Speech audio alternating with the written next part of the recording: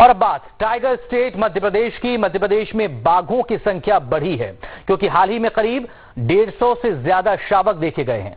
माना यह जा रहा है कि कोरोना में पर्यटकों की आवाजाही बंद होने से बाघों की प्रजनन के लिए बाघों को ज्यादा अनुकूल वातावरण मिला है और इसीलिए टाइगर की तादाद में इजाफा हुआ। रिपोर्ट।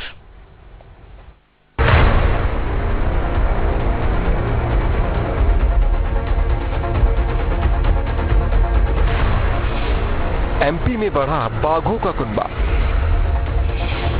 टाइगर स्टेट का रहेगा तमगा। जिन बाघों की वजह से प्रदेश की शान है, उस मान के काम होने की आशंका बढ़ने लगी है। लेकिन अब प्रदेश में बाघों की संख्या बढ़ने की खबर है। ऐसे में माना जा रहा है कि अगली बार भी टाइगर स्टेट का तमगा मध्य प्रदेश के पास ही रह सकता है। ऐसा इसलिए क्योंकि संरक्षित इलाकों में 150 से ज्यादा शावक देखे गए हैं। इनमें से 1 साल की उम्र के शावकों की संख्या 100 के अधिक है, तो वहीं 2 साल के शावकों की संख्या करीब 50 है। सभी शावक जीवित रहे तो बाघों की संख्या बढ़ जाएगी। अगले 5 साल में बाघों की संख्या 700 हो सकती है। लगातार पर्यटकों के आने से जो पशु होते हैं उनको असहज हो जाते हैं और उनकी प्रजनन क्षमता पे भी प्रभाव पड़ता है। अभी कोरोना काल में जो भी पर्यटकों की कमी भी रही और प्रदेश सरकार भी लगातार इनके उन्नयन के लिए, इनकी रक्षा के लिए, इनको पालने के लिए, पोषने के लिए काम करती रहती है। 3-4 टाइगर रिजर्व हमारे यहाँ हैं, चाहे बांधवगढ़ हो, चाहे कानाकिसली हो, चाहे पन्ना हो। अभी पुणे में भी तेंदुए के लिए अलग से बनने वाला है। तो ये बड़ी प्रसन्नता की बात है। 150 शावक अभी जो देखे गए हैं, तो विलुप्त होती प्रजाति के लिए एक तरह प्राणी वायु का काम ये शावक करेंगे। तो सरकार निश्चित तौर पर इनके पालने पोषने की ओर और इनकी जीवन रक्षा की ओर अपना ध्यान देगी। पिछले 6 माह में मध्य प्रदेश में 22 बाघों की मौत के बाद ऐसा लगा कि स्टेट को जो टाइगर का रुतबा है वो ही छीन लिया जाएगा। सौभाग्य की बात है, बड़ी सुखद खबर है कि कोरोना काल में बाघों का अच्छा प्रजनन हुआ और तकरीबन 150 बाघों के शावक जो है 1 वर्ष के आसपास के और तकरीबन 50 जो बाघों के शावक हैं वो 2 से 3 वर्ष के देखे गए। बहुत सुखद खबर है। लेकिन इसके साथ ही साथ हमारी सरकार की, हमारी सबकी जिम्मेदारी भी बढ़ जाती है।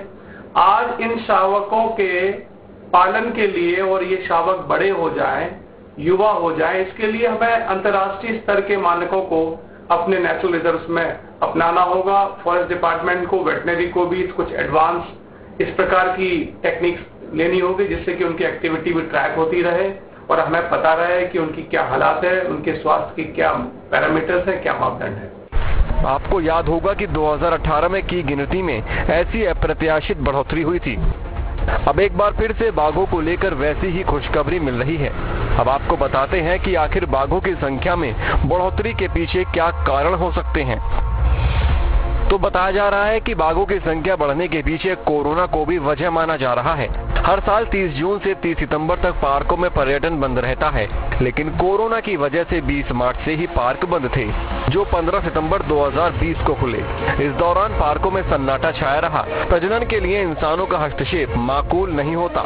पर्यटकों की मौजूदगी में प्रजनन पर असर पड़ता है, लेकिन कोरोना की वजह से इस बार बेहतर प्रजनन का मौका मिला। इसी वजह से बाघों के कुनबे में बढ़ोतरी की बात कही जा रही है। मध्य प्रदेश को जो टाइगर स्टेट का दर्जा दिया गया था, तो उसमें अभी पिछले कुछ महीनों में जो टाइगर की डेथ हुई है, तो उसमें मुझे ऐसा नहीं लगता कि जो डेथ हुई है इस कारण से हमारा दर्जा वापस छीन सकता है। जो है अगर डेथ हुई है तो उसके अलावा हमारे यहाँ नई बर्थ भी हुई है, नई जनरेशन भी टाइगर के जो कप्स हुए हैं वो भी देखे गए हैं। जो है और रही बात लॉकडाउन की या कोरोना के कारण जो विजिटर्स जो पब्लिक का मूवमेंट था उसके कारण उनकी संख्या में इजाफा हो रहा है, तो इसको अपन इससे कोरिलेट नहीं कर सकते हैं कहीं से कहीं ना कहीं, तो कोई इनका कारण नहीं है।